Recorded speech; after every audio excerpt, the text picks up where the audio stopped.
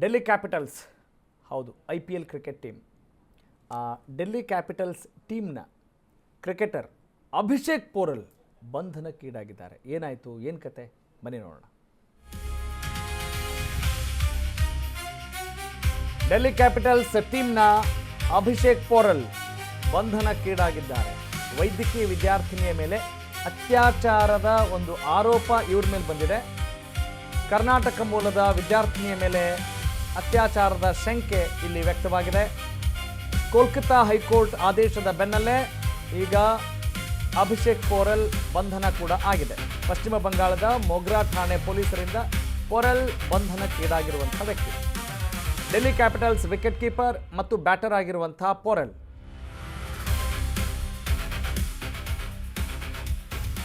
S, ಪೋರಲ್ ಕರ್ಮಕಾಂಡ ಅಂತ ನಾವು ಹೇಳ್ಬೋದು. ಜೂನ್ ತಿಂಗಳಲ್ಲಿ ಮೊಗ್ರಾ ಠಾಣೆಯಲ್ಲಿ ಅಭಿಷೇಕ್ ವಿರುದ್ಧ ದೂರು ದಾಖಲಾಗಿದೆ. ಕಳೆದ 3.5 ವರ್ಷಗಳಿಂದ ಪ್ರೀತಿಸ್ತಾ ಇದ್ದಂಥ ಜೋಡಿ ಅಂತ ಹೇಳಲಾಗಿದೆ. ಓಕೆ, ಮದುವೆ ಆಗೋದಾಗಿ ನಂಬಿಸಿ ದೈಹಿಕ ಸಂಬಂಧ ಬೆಳೆಸಿ ತದನಂತರದಲ್ಲಿ ಮದುವೆಗೆ ನಿರಾಕರಿಸಿ ಮೋಸ ಮಾಡಿದ್ದಾರೆ ಅನ್ನುವ ಆರೋಪ ಈತನ ಮೇಲಿದೆ. ಖಾಸಗಿ ಕ್ಷಣಗಳ ಫೋಟೋ ಮತ್ತು ವಿಡಿಯೋಗಳನ್ನು ರೆಕಾರ್ಡ್ ಕೂಡ ಮಾಡಿದ್ದಾನೆ ಅನ್ನುವ ಮಾಹಿತಿ ಇದೆ. ಈಗ ಸದ್ಯಕ್ಕೆ ಆತ ಅರೆಸ್ಟ್ ಆಗಿದ್ದಾನೆ.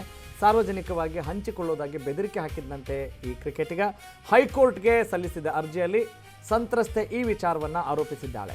ಏಪ್ರಿಲ್ 2, 2026ರಂದು ದೆಹಲಿಗೆ ಹೋದಾಗ ಈತ ಕಿರುಕುಳ ನೀಡಿದ್ದ. ಆಹಾರ ನೀಡದೆ ಕಿರುಕುಳ ನೀಡಿದ್ದರಿಂದ ನಾನು ಆಸ್ಪತ್ರೆಗೆ ದಾಖಲಾಗಿದ್ದೆ ಅನ್ನೋದು ಸಂತ್ರಸ್ತೆಯ ಮಾತು. ಹೀಗೆ ಸಾಲು ಸಾಲು ಆರೋಪಗಳನ್ನು ಈ ಯುವತಿ ಮಾಡಿದ್ದಾಳೆ. ತೃತೀಯ ವರ್ಷದ ವೈದ್ಯಕೀಯ ವಿದ್ಯಾರ್ಥಿನಿ ಅಂತ ಹೇಳಲಾಗಿದೆ ಸಂತ್ರಸ್ತೆ.